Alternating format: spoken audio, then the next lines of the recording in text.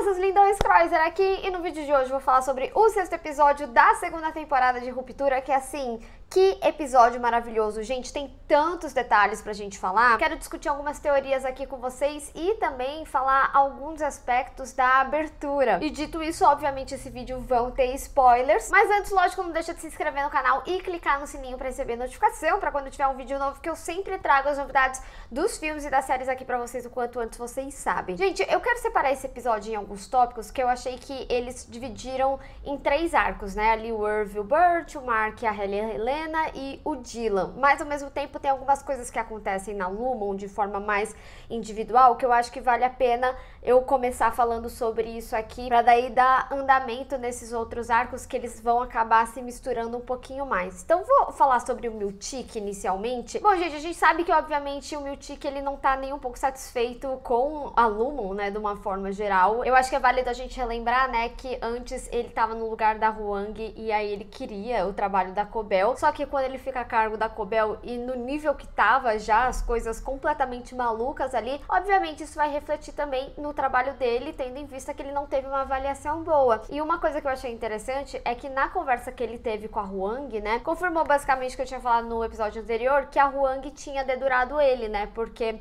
o Drummond, ele tinha falado que eles tinham recebido algumas denúncias ou análises anônimas, algo assim, e obviamente a única pessoa que podia fazer isso era a Huang, e a conversa dele com ela foi isso aí, né? Por isso que ele também fala pra deixar a infantilidade dela de lado. Pra mim não é relacionado ao fato dela ser uma criança, até porque o que ele fala ali pra ela, depois ele utiliza pra ele mesmo, porque a gente vê que nesse episódio, especificamente, a avaliação dele mexe com ele em todos esses momentos. Então, ele vai e faz o trabalho, né? Fica colocando ali os grampos, e aí ele vai ler essa avaliação e ele fala aquela frase, né, da infantilidade pra ele mesmo no espelho. Então, pra mim, foi uma cena muito de que ele também estava vendo que, muito possivelmente, ele estava sendo afetado pela infantilidade dele, pelo ego dele, né? Isso, assim, na visão da Lumon, tá, gente? Eu acho que o Miltic tem toda a razão de ficar ali chateado, tem toda a questão com o quadro do Kier também, mas eu vou usar a Cobel de exemplo, né? Porque quando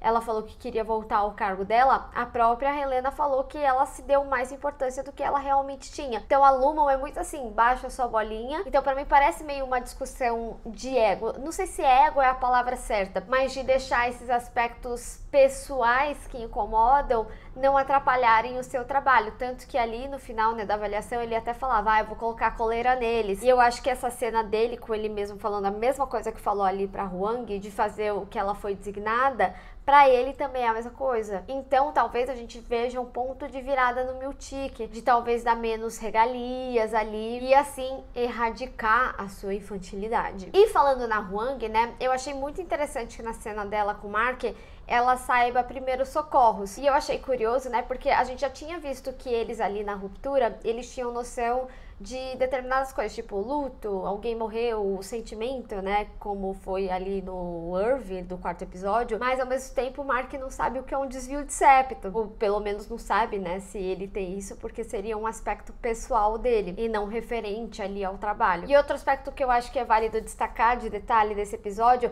é que ali na cena que o Mark e a Hayley vão pra cabana do escritório, as mesas, elas são azul e vermelha, diferente da Macrodata, né, que são verdes. E é interessante como a série sempre traz essas cores primárias. Lá no primeiro episódio, quando eles vão assistir a Revolução da Macrodata, né, a gente vê que o projetor ele tem exatamente essas cores. E a série tem essa construção da forma geral, né? O vermelho ele já apareceu ali em momentos de festa, o azul é o azul da Macrodata, né, lá no acampamento, pelo menos o Miltic externaliza dessa forma, mas o escritório em si, carpete e tal, ali nos tons verdes. Mas as cadeiras me chamaram a atenção, principalmente porque a gente sabe que existem outros setores e existem outras macrodatas ali pela Lumon. Talvez nem todas sejam equivalentes, afinal a gente tá falando aí de uma sala que estava completamente vazia. E outro aspecto que eu não posso deixar de falar que eu acho extremamente importante foi o Dylan falando tanto pra Hayley quanto pro Mark sobre o desenho ali do Irv e que atrás estava a orientação de onde achar o Exports Hall. Só que nesse diálogo ele acaba falando que deixou lá porque ficou com medo, porque ele não teria os benefícios dele, a.k.a. né, a sala ali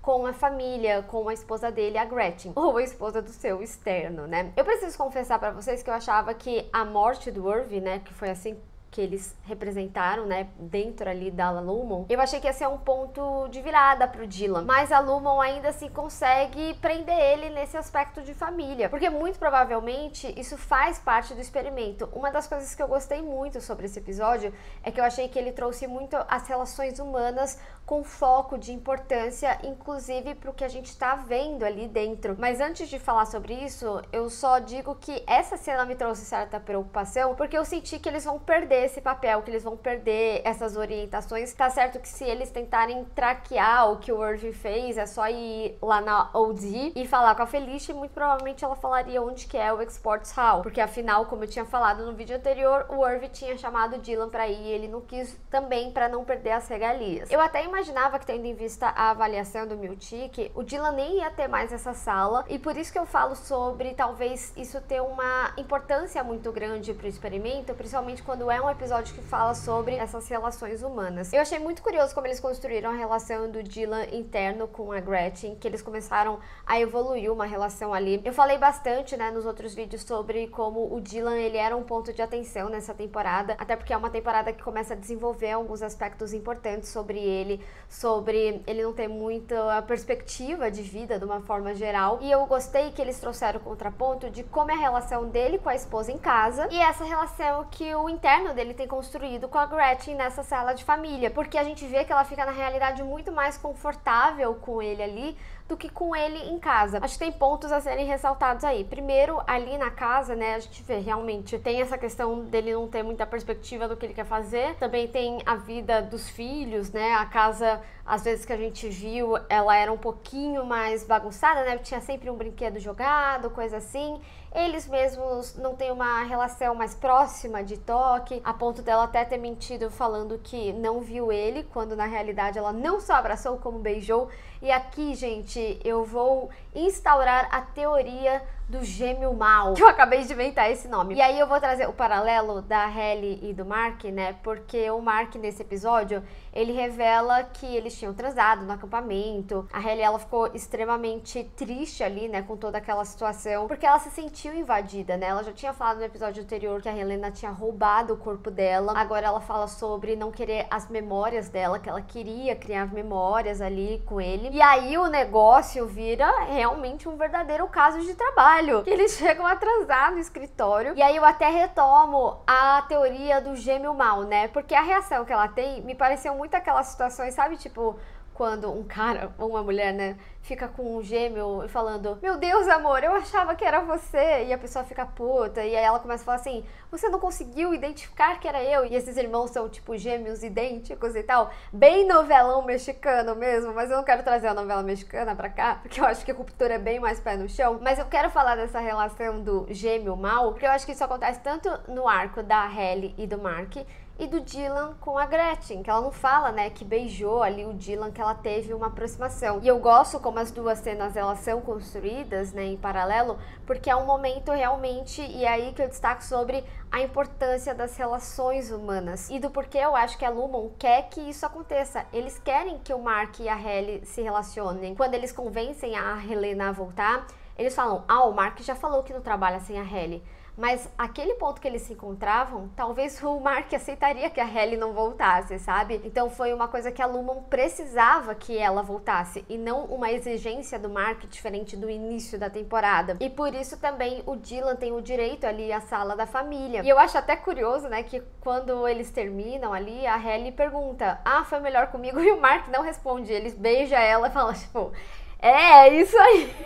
Porque é isso, né? Eles são as mesmas pessoas, apesar que esse episódio ele também traz algumas construções que meio que não são. Ali no diálogo do Bert, do Irv, acaba sendo bem importante, mas a gente já vai chegar lá. E por que que eu também tô falando sobre a teoria do gêmeo mal? Porque isso me fez uma associação muito direta ao que a gente acompanhou no quarto episódio. Eu acho que o quarto episódio, ele não só foi diferentão e muito interpretativo, como ele também vai se revelar em outras coisas aí pela série, e uma dessas coisas eu acredito que seja essa revelação do Keir Dieter, né? O Dieter. Quando rolou esse episódio, alguns de vocês tinham comentado lá no meu vídeo falando que possivelmente podia ser o próprio Keir e que faria uma grande analogia ao que é a ruptura. Principalmente quando a gente vê num episódio, né, que fala que a ruptura tem possivelmente mais tempo aí. E assim, gente, eu acredito ativamente que eles são o experimento, né? Então, por isso que eu também reforço sobre essas questões das relações humanas, serem algo que a própria Lumon quer que aconteça ali. Mas, retomando ao aspecto do Mark e da Hayley, tem uma teoria que tá surgindo que eu, particularmente, não gosto muito dela, mas depois desse episódio eu passo a acreditar um pouco mais, que é sobre a possibilidade da Helena ter um filho do Mark. Por que eu não gostava e por que agora faz mais sentido? Porque, afinal, é uma segunda vez ali, né? As chances estão aumentando, tem que ver se nos próximos episódios isso vai continuar também, mas é que antes não tinha tido tempo hábil para isso, porque na avaliação lá do Miltic, a gente tem noção que tudo que a gente tinha acompanhado até então, entre o primeiro e o quinto episódio, tinha passado um mês. E o Ortobo tava muito recente ali, né? No diálogo da própria Hayley, ela fala que precisou do final de semana inteiro. Mesmo que na melhor das hipóteses teria passado uma semana, ainda não teria muito como saber se haveria uma gravidez ou não.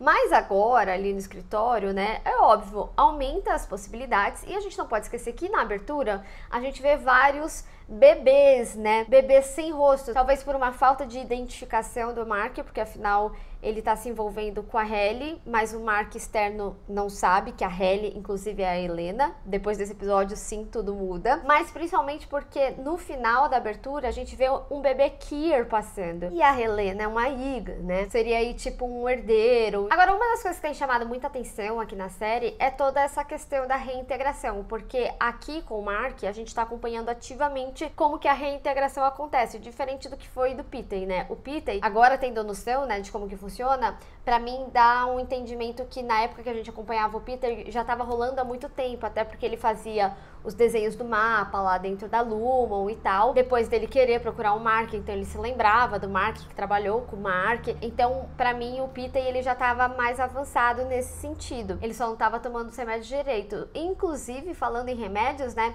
no episódio anterior, eu não tinha falado sobre aquele negócio que o Mark toma, que eu só falei que ele era esquisito, mas como minha amiga Ju me lembrou muito bem, isso aparece ali na abertura, uma hora que o Mark tá com a cabeça, né, que a cabeça dele até vira um balão. E isso me fez pensar, inclusive, em fazer um vídeo sobre a abertura. E enquanto eu refletia esse vídeo, uma das coisas que eu prestei muita atenção é a cena da Cobel, que ela olha os dois Marks entrando como se fosse uma sala de graminha, e eles estão dentro de um livro, né? E essa sala de grama remete justamente à sala das cabras. Então, pra mim, dá muito a entender que, tipo assim, as cabras, elas são um experimento prévio do que eles se tornam, né? Que eles se tornam esse grande experimento. E por isso que eu falo também da importância desse episódio ter falado que a Lumon, ela quer essas relações humanas, principalmente quando a macrodata, ela tá tão diretamente ligada a sentimentos, pelas siglas ali, né, que a gente vê eles colocando nas caixinhas. Então, tipo, a gente ficou pirando super nas cabras e no final elas devem ser só meio que um experimento prévio. E eu até vou além, né, dessa relação dos sentimentos humanos, porque ali, quando a gente vê o povo das cabras, a gente vê que eles são muito protetivos, né? Tanto que eles convencem eles falando, se uma das suas cabras sumissem, fazendo um paralelo das cabras com a Casey, ele fala, vocês iam querer procurar, a gente ia ajudar vocês, e eles falam, pô, pode crer, e aí eles ajudam. Então ali, as cabras, eu vejo muito como essa relação que a gente tem com os pets e tal, e depois essa relação entre pessoas. Eu acho que vai muito por aí questões do experimento. E até retomo alguns aspectos do Dylan ali e da esposa ter escondido tudo, porque você consegue ver que uma relação que tá fria pode ter uma salvação quando você não tem coisas externas interferindo, ou reviver a chama, né, do início da relação, porque afinal eles se gostaram em algum momento muito e fez sentido eles ficarem juntos e construir essa família. E do lado de fora a gente já vê um desgaste dessa relação, muito similar ao que a gente via ali, né, da esposa do prefeito, que ela não queria ter filho, e aí ela tem filho mesmo assim, mas o processo de ruptura tem esse auxílio. Eu acho que tá muito mais relacionado a essas questões e relações humanas e os nossos sentimentos do que necessariamente eternização do Keir. Pra mim, o Keir, ele vem realmente como essa entidade, como esse filósofo, muito mais uma construção de seita, né, que nem eu tinha falado. Mas assim, eu até falando, parece que eu tô concordando aqui, falando que, nossa, que experimento bom, tô falando com o que eu acredito que eles queiram passar, tá? Porque eu acho que esse episódio ele mostra em várias formas que não é bom e que a construção disso não foi boa, né? E a gente vê, inclusive, no Mark, né? Pelo que ele tá passando ali, que afinal a gente ainda tá falando sobre uma empresa que tem o controle de você e não tem como desfazer essa ruptura, mesmo que exista esse processo de reintegração que a Lumon não levou a sério quando a Cobell trouxe lá na primeira temporada. Então, como eu vinha falando, né, a gente vê o Mark, ele tendo mais lapsos, e eu gostei muito de como eles trouxeram a narrativa, de como esses lapsos aconteciam, como memória é uma narrativa não linear. Quando eu assisti a primeira vez, eu falei assim, calma, essas coisas estão acontecendo ao mesmo tempo, mas não, é uma memória de algo que ele teve ali no dia, que eles estavam mostrando pra gente, quando ele já tava fazendo o processo lá na casa dele, sabe? Eu achei genial a forma que eles trouxeram. E eu gostei muito como ele acessou a relação de ter visto a Casey ali no final do episódio, quando as memórias dele começam a se misturar mais. E aí a gente tem mais informações que eu vinha falando aqui no vídeo, né, sobre essas conversas que ele teria com a Brigab, como, por exemplo, por que a Casey, né? E ela fala que ela não tem conhecimento do porquê a Casey, mas que ela sabe que ela é extremamente importante para esse projeto. E dito isso, né, muito provavelmente é por isso que o Mark também tem tanta importância pro projeto. A gente não pode esquecer, né, que nem eu falei sobre a importância dos sentimentos e das relações humanas, mas também, se eu não me engano, isso foi na primeira temporada, quando o Mark e a Casey se encontram,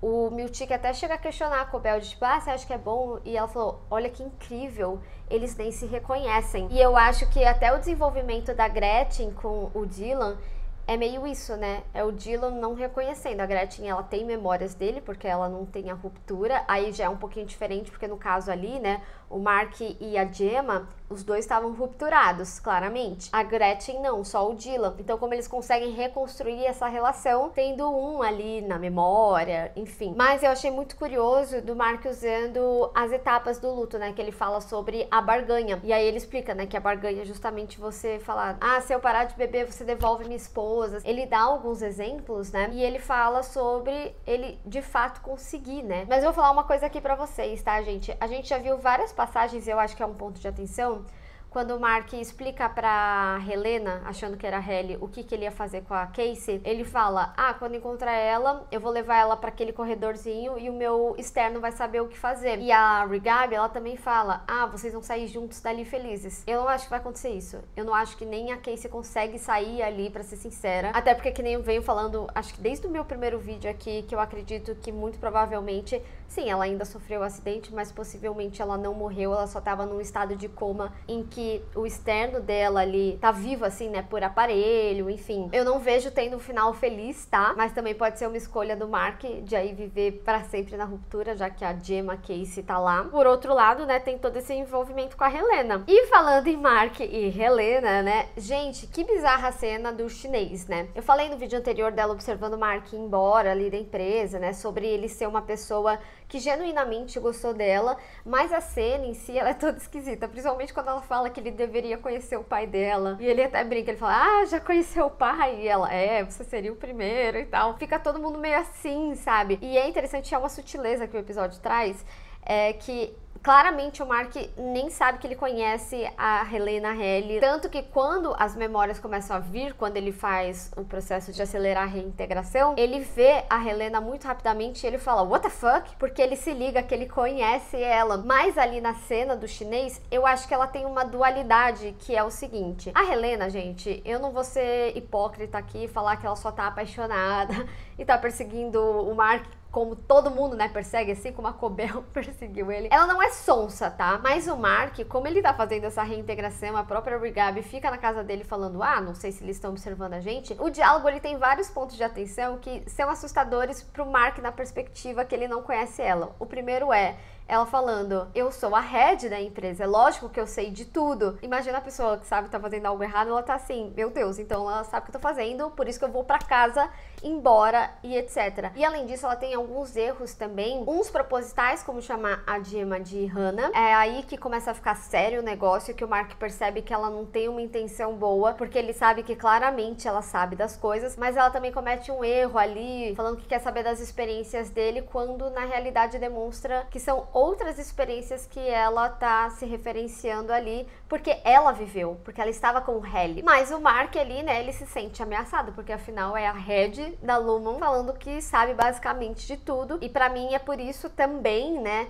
que ele volta tão aflito pra casa falando, vamos fazer logo esse processo. E a Rigabi, ela explica pra gente, né, que ela iria, tipo, inundar o chip, fazendo com que acelerasse esse processo e que ele poderia ter uma hemorragia. Não acho que ele tenha hemorragia ali no final do episódio. Eu acho que o que ele tem um processo de convulsão, porque eu acho que realmente é tudo muito rápido o que acontece. Ele começa a reintegrar muito rápido. Tem também essa questão da Helena, que ele fala what the fuck, etc. Além de tudo, né, da Devon ali conversando com ele. Mas assim, eu não acho que nada grave tenha rolado ali, tá? Acho que vai dar certo esse processo. Eu só fico com dó da Devon porque, que nem eu tinha falado, né, o diálogo ali do início do episódio anterior demonstrava que ele não tinha contado que ele passou, que ia passar pelo processo de reintegração, porque com certeza ela ia ser contra. Então ela descobriu da pior forma, ela não sabia o que estava acontecendo, ele só tava falando, não, eu já tô fazendo aqui as minhas coisas. Então ela descobre da pior forma. Mas eu acho que é importante ressaltar que no diálogo entre eles, né, ela retoma sobre tentar procurar a esposa do político que ela encontrou lá no centro de bebê, né, e tal. Eu acho que eles vão retomar esse aspecto da ruptura acontecer do lado de fora também. Até porque, né, esse episódio deixa bem claro que as questões da ruptura rolavam na surdina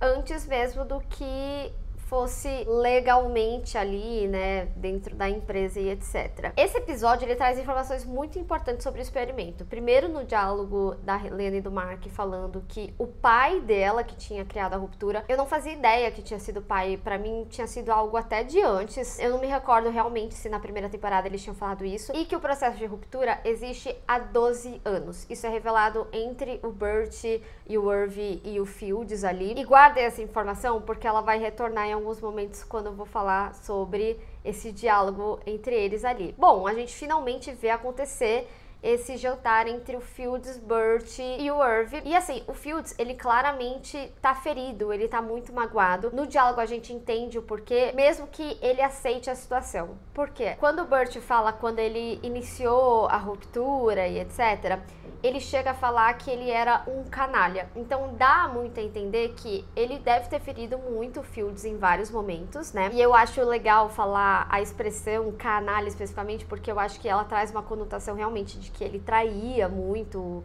o marido e etc. Tanto que tem a história dos 20 anos, mas já vamos chegar lá. Mas esse diálogo demonstra como o Burt é uma pessoa ruim. E eu já tava falando sobre, primeiro, esse ator fazer sempre personagens muito místicos, muito misteriosos, que nem era o personagem dele em Clique. Mas aqui a gente vê que ele tem um envolvimento muito maior. Vocês muito bem observaram, né, que quando ele fala da demissão dele no episódio anterior, é muito diferente do que ele tinha falado, inclusive naquela fita sobre a aposentadoria dele, que a gente viu na primeira temporada. São justificativas completamente diferentes e a fita é o externo dele falando, né? E outro aspecto que chama muita atenção também é que o Burt, no vídeo de aposentadoria dele, fala que ele trabalhou 7 anos no andar de ruptura. Mas se ele tava desde o primeiro ano, o que ele fazia antes de ir pra OD? E quando eles começam a fazer essa construção, inclusive religiosa, né? Essas analogias, né? De como ele entrou na ruptura, o Fields fala sobre uma pessoa que o Burt se envolveu e que ele lembrava que foi há 20 anos atrás, porque era um cara que trabalhava com ele na Lumon. E o Irv até questiona falando, ué, mas a ruptura não existe há 12 anos?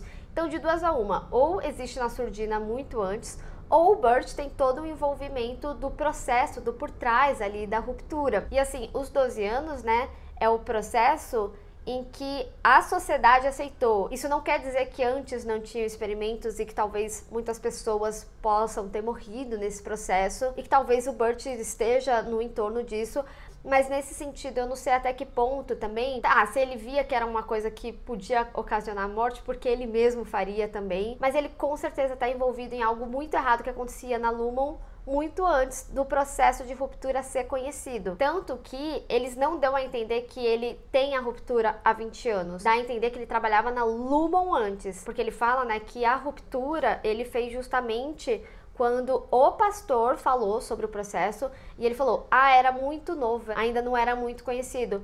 falando justamente sobre como, se você fosse uma pessoa ruim, né, do lado de fora, o seu interno e seu externo poderiam ser julgados diferentes porque a alma era diferente. E eu acho até interessante isso, tá? Porque eu falo até em termos legais. Vai, o seu interno matou alguém no trabalho, o seu externo que nunca matou ninguém, teria que responder judicialmente por isso? E aí também seria justo, se ele matou alguém no trabalho, deixar essa pessoa solta? Às vezes é até por isso que as leis aí da ruptura não passem, né? Para ser algo pro mundo externo, de fato. Mas ali eles falam mais nessa relação, né? Sobre você conseguir ser uma pessoa ruim do lado de fora e uma pessoa boa ali dentro. Eu acho que a Hailey é a melhor exemplificação disso. A Hailey Helena, né? Ela é a Egan, ela não é sonsa, ela tá fazendo as coisas ali, mas a gente, por outro lado, vê uma Hailey que não concorda com o experimento, que quer destruir tudo, que tem repulsa de quem ela é, quando ela tem a descoberta de quem ela é do lado externo. E aí, né, eu trago até o aspecto sobre Attila, né, que inclusive leva o nome do episódio. Em determinado momento, o Fields até fala assim, antes a gente chamava ele, sei lá, benzinho, querido, e sei lá o quê, e depois a gente passou a chamar de Attila.